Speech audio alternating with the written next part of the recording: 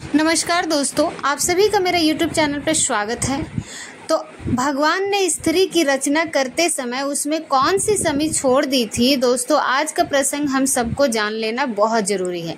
आपसे निवेदन है कि इस वीडियो को बीच में छोड़कर ना जाए। इस वीडियो से आज आपको बहुत ही महत्वपूर्ण जानकारी मिलने वाली है।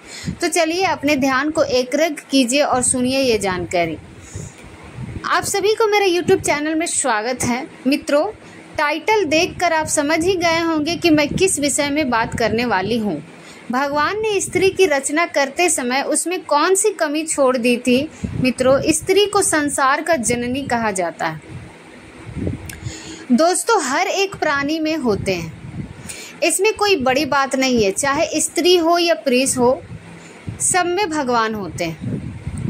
उसमें कोई ना कोई दोष भी होता है, पर हमें 200 गुना देखकर गुना को देखना होगा कि हमें किसी को दोष देकर बड़ा नहीं बनना है।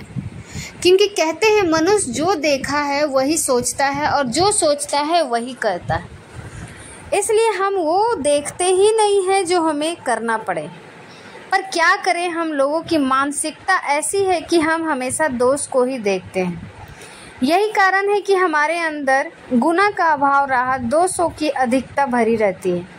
हम जानबूझकर किसी के अच्छे कर्म नहीं देखना चाहते, उसके दुर्गुणों को देखकर हम अपने मानसिक विचारों भरी में गंदगी जमा करते रहते हैं और इसको अपनी बड़ी कर्म द्वारा लोगों के बीच फ्लैट करते हैं। तो हम दोषों ना देखकर सिर्फ घोर दृष्टि डालते हैं। स्त्री के संसार में ईश्वर की सर्वश्रेष्ठ रचना है, स्त्री से हुआ है। यहाँ भी मैं आपको बताऊंगी कि कैसे दर्शन बंधु स्त्री देखने में कितनी कोमल होती है, अंदर से उनकी ही मजबूत होती है। संसार हर दुख, हर संकट, हर स्थिति से लड़ने की उसके अंदर शक्ति देती है। हृदय में ममता का अपार भंडार होता है, करोड़ों का भाव होता है, संतान की प्राप्ति बेशुमार वसल होता है, पुरुषों को सुख प्रदान करने की अद्भुत कल होती है। स्त्री मानव और मानवता की रक्षक होती है, इसीलिए हमारे देश में स्त्री को देवी कहा जाता है, उसकी पूजा की जाती है। कहते हैं कि जिस घर में स्त्री की पूजा होती है वहाँ देवता हर समय निवास करते हैं। जहाँ स्त्री का अपमान होता है उसे दबाया जाता है, सत्य खड़े रहते हैं। घर में लक्ष्मी का आगमन स्त्री पूजा से ही होता है। इसलिए आपसे निवेदन है कि स्त्री को कभी कुछ ना समझे। स्त्री ही पुरुष की शोभा है, स्त्री से ही घर बना है। ईंट, लकड़ी, पत्थर से बनने वाला घर तब तक घर नहीं बनता जब तक उसमें स्त्री का निवास ना हो।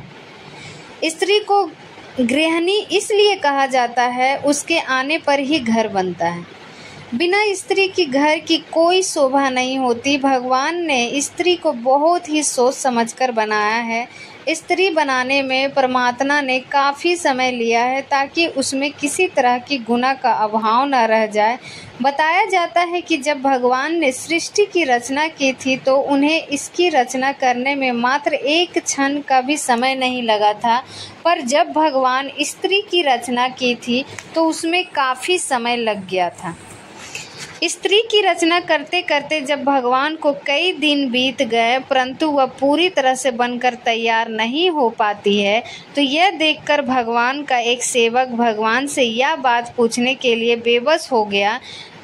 दूध ने भगवान से पूछ ही लिया, परमेश्वर, ये सृष्टि की रचयिता है, करोड़ों ब्रह्मांड की रचना, अब ये कौन सी रचना है जिसमें आपको इतना वक्त लग रहा है। तब अपने सेवक का प्रश्न का उत्तर देते हुए भगवान कहते हैं,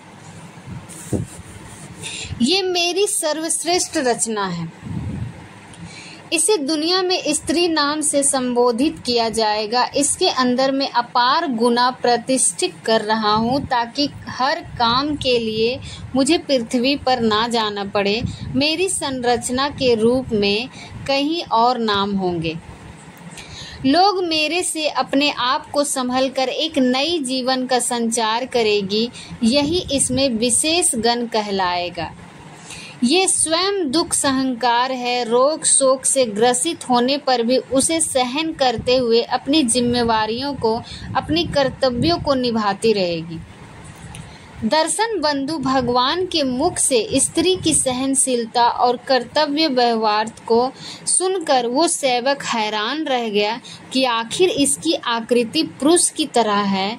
2 हाथ 2 पैर, हाथ नाक कान मुंह सब पुरुष के समान है, फिर ये अपने दोनों हाथों से इतना कुछ कैसे कर पाएगी। भगवान बोले, ये पुरुष के जैसे दिखती है, फिर भी इसके अंदर ये सब करने की क्षमता होगी, इसीलिए इसे मेरी अद्भुत रचना कहा जाएगा। भगवान की बात सुनकर ऋषि ने उसे छू कर देखा कि ये कितनी कठोर है, जो हर विपत्ति को सह सकती है। जब उसे छू कर देखा तो वो बहुत ही कोमल थी। वो एकदम से हंस पड़ा। भगवान ने पूछा, तुम क्यों हंस रहे हो? तब नारद ने कहा, भोला प्रभु, आप कह रहे हो कि ये हर स्थिति से लड़ सकती है। मैं ये सोच कर हंस रहा हूँ कि आपकी बनाई हुई तो बहुत नाजुक है, हर स्थिति से कैसे लड़ पाएगी। मैं सोच रहा था कि ये पुरुष की अपेक्षा बहुत कठोर होगी, पर इसे तो अपने फूलों की तरह कोमल बना दिया है। तब भगवान नारद की तरफ देखे और उस स्त्री रूपी रचना की गालों पर पानी की झलक सी उसने उसके गालों से हाथ लगाया तो सचमुच उसके गालों पर पानी की मंत्र सी झलक गई।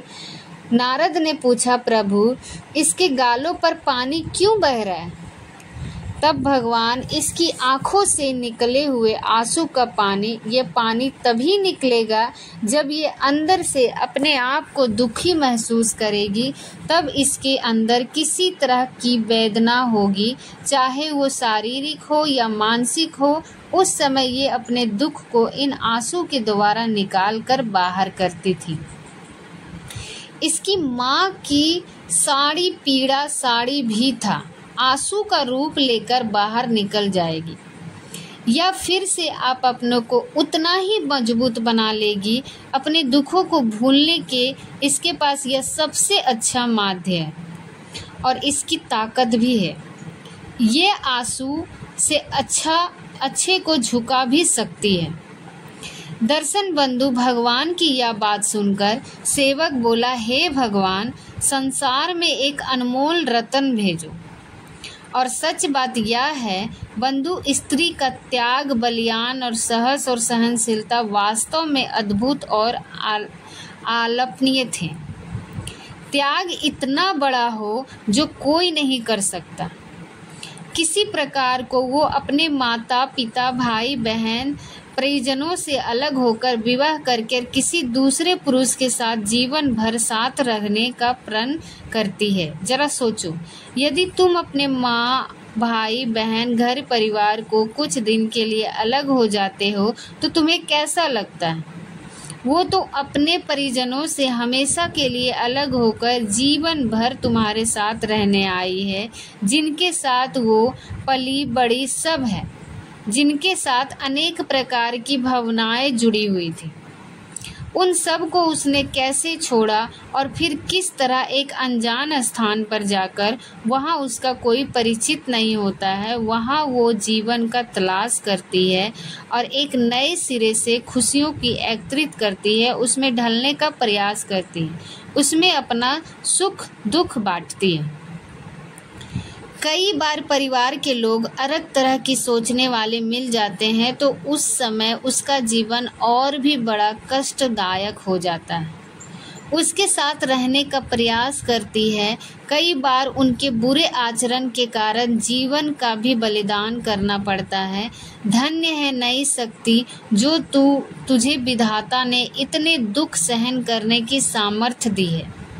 हर महीने मासिक धर्म की पीड़ा को सहन करना, बच्चा जब आता है तब अनेक प्रकार की पीड़ा को सहन करना, फिर सब कल की उसे भयंकर पीड़ा से गुजरना साक्षात मृत्यु का दूसरा रूप होता है।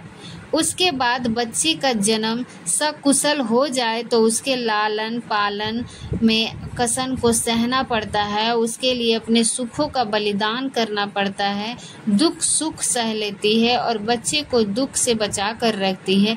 ये त्याग और बलिदान बड़ा ही अद्भुत है। तब तो यह रचना जरूर आपकी संपूर्ण रचना होगी, तब भगवान है।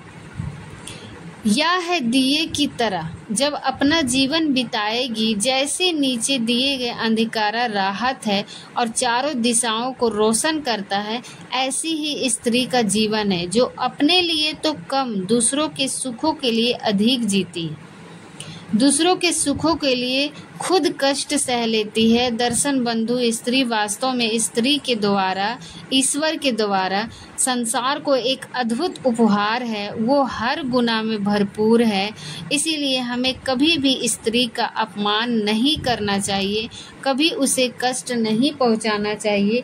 स्त्री का सदा सम्मान करना चाहिए, चाहे वो जो भी रूप में हो। दर्शन बंधु, यदि आपके मेरे ये विचार से अच्छे लगे तो आप मेरी प्रतिज्ञा कमेंट बॉक्स में ज़रूर देना, वीडियो को लाइक करना ज़रूर करना।